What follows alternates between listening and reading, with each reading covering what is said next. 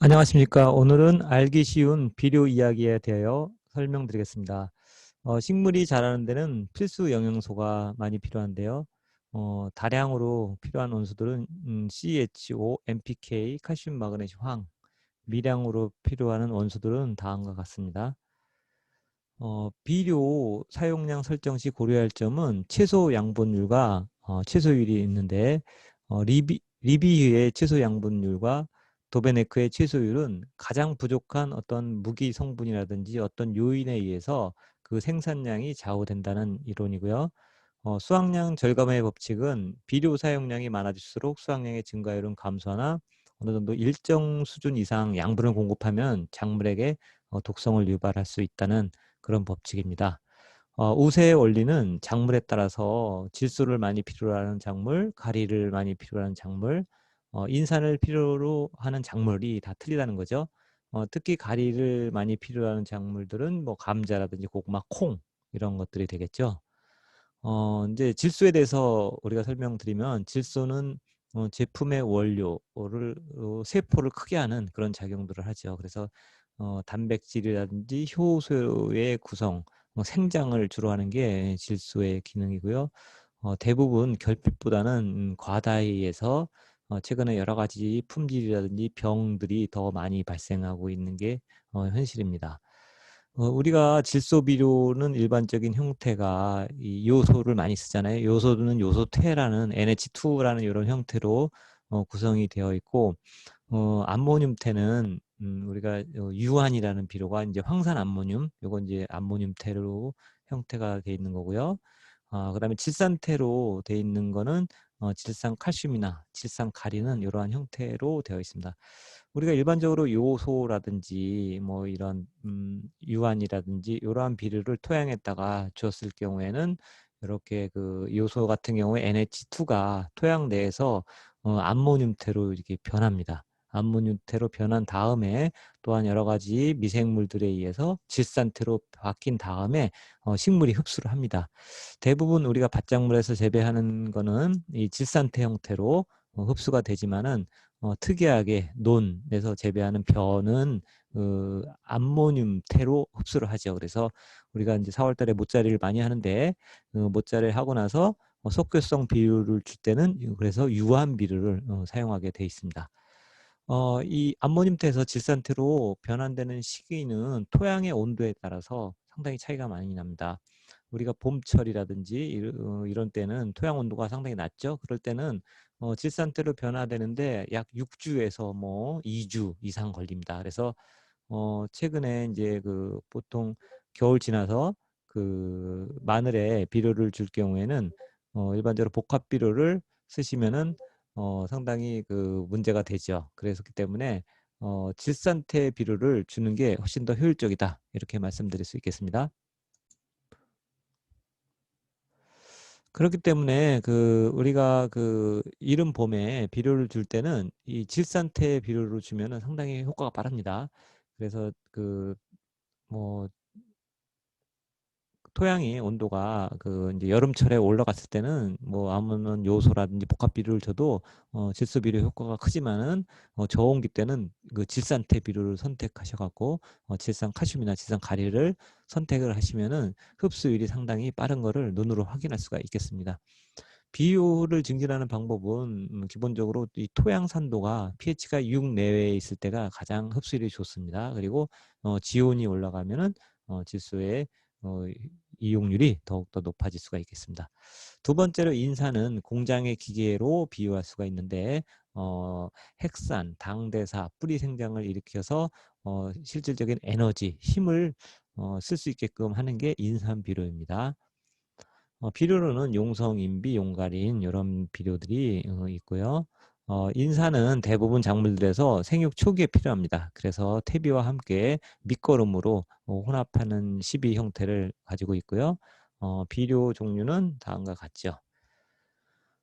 pH에 따라서 인산 역시 그 흡수율이 상당히 그 차이가 납니다. 그래서 pH가 강산성일 때는 철에 의해서 완전히 고정이 되고요. 약산성일 때는 알루미늄에 의해서 고정이 되고 pH 6 내에 있을 때 인산 흡수가 가장 좋고요. pH가 만약에 토양의 pH가 높아질 경우에는 칼슘에 의해서 인이 고정되기 때문에 작물이 흡수를 할 수가 없겠습니다. 그래서 마찬가지로 인산 흡수를 높이게 하기 위해서는 토양의 pH를 중성으로 조절하고 유기물을 시용하는 게 좋고요. 작물의 뿌리가 많이 분포하는 곳에 시비하는 게 상당히 중요합니다. 세 번째 가리비료는 공장의 운반차라고 비유할 수가 있겠습니다. 그래서 과실이 발육하거나 수분 생리, 특히 삼투압을 조절하는 데 관여하는 게 이제 가리비료라고 할 수 있고요. 만약에 가리가 과다하게 시비될 경우에는 마그네슘하고 칼슘하고 기량적이기 때문에 부족할 수가 있겠습니다. 비료 종류로는 황산가리, 염화가리 두 종류가 있죠. 일반적으로 이제 벼에서는 염화가리를 많이 쓰는데 밭작물에서 과일이라든지 여러 가지 뭐 뿌리작물이라도 색깔을 잘 나게 하고 맛을 좋게 하기 위해서는 황산가리를 사용하는 것이 더 효과적입니다. 가리는 이렇게 해서 기공 활동을 조절하는 그런 역할들을 하는데요. 이렇게 충분한 수분을 공급하면 공변세포의 가리가 수분을 축적하여 기공을 열게 하게 돼 있죠. 그래서 가리가 불충분한 식물은 수분 스트레스를 받기가 쉽게 되겠죠. 가리 역시 비료를 증진시키는 방법은 사질 토양이나 부식이 적은 토양은 유실이 많음으로써 분시, 나눠서 시비하는 게 좋겠고요. 석회라든지 고토가 적은 토양의 일시에 가리를 다량으로 시용하면은 마그네슘이 결핍할 수가 있겠습니다. 지금까지 질소 인상 가리에 대해서 살펴봤는데요. 지난번에 흑토람에서 우리가 토양 검정을 하지 않았을 때 비료 양을 얼만큼 줘야 될까? 이게 막연하게 생각하지 마시고 우리가 흑토람을 통해서 일반적으로 표준 시비하는 방법을 알아보도록 하겠습니다. 일반적으로 토양 검정을 받았으면은 이렇게 해서 12처방서에 가셔갖고 내 땅의 토양 검정에 따라서 12처방을 한 대로 시비를 하시면 되는데 토양 검사를 받지 못했다 그럴 때는 작물별로 표준 사용량 처방이 있습니다. 여기서 작물별 비료 표준 사용량을 클릭하셔서 내가 원하는 작물을 선택하시면 되죠. 요즘에 이제 노지 고추를 재배하려고 준비 중이 많죠. 그래서 과체류에서 고추 노지 재배를 선택하시고 면적 여기는 일단 300평 1000제곱미터를 기준으로 해서 검색을 누르시면은 실질적으로 노지 고추가 필요한 질소 인상 가리가 추천되어서 나옵니다. 그 대부분 또 우리가 복합 비료를 많이 사용하죠. 그래서 고추 전용 비료를 이제 복합 비료를 선택하시고 웃거름도 슈퍼 NK를 선택을 하시면은 여기서 300평당 요 복합 비료를 밑거름으로는 비료 5포와 3kg를 주게 됐고 웃거름으로는 비료 2포와 10kg를 이렇게 추천이 됩니다. 그래서 우리가 당장 토양 검사를 받지 않았을 때 어떤 작물을 선택해서 심을 때 비료양을 실질적으로 잘 모를 경우에는 흑토람 시스템을 이렇게 들어가 갖고 작물별로 필요한 양을 검색해서 비료를 주시는 게 좋을 것 같습니다. 그러면 오늘 배운 내용을 정리해 보도록 하겠습니다. 질소인 경우에는 비료 종류가 요소태로 되어 있는 게 요소 우리가 많이 쓰는 요소 질소가 46% 들어있는 거고 암모늄태는 유화는 질소 성분이 21%. 아까 얘기했던 질산태 비료인 경우에 질산칼슘이 있다 그랬죠? 질산칼슘은 질소가 15%에 칼슘이 26% 들어있는 비료라고 할 수 있겠습니다. 인산은 여기 보시면은 이제 주로 용성인비를 많이 썼는데 우리가 연면살포라든지 관주를 할 수 있는 비료는 제1 인산 가리가 인산이 52%, 그다음에 가리가 34% 들어있는 인산 가리가 있고요.